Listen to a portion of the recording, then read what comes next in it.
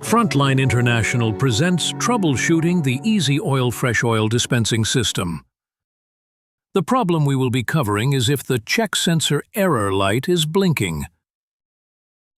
The solution is to check and/or replace the sensor. If the check sensor error light is blinking, the sensor needs to be checked and/or replaced.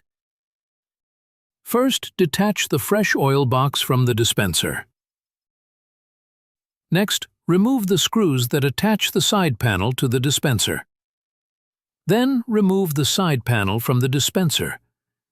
Now you have access to the sensor.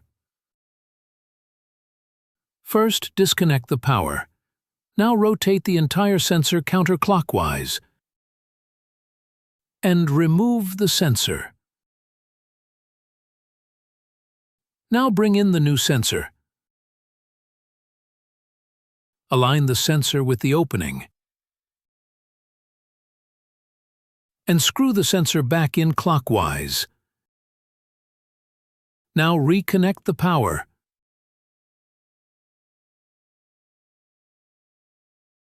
And put the side panel back in place.